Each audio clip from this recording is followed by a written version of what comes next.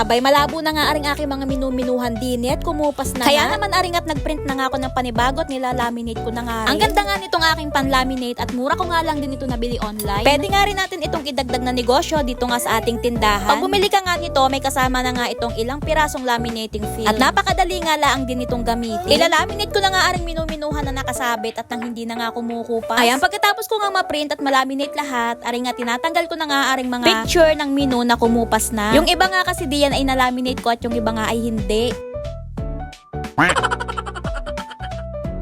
Ay di nung napagtatanggal ko ay di aring at kinakabit ko na nga aring mga bago.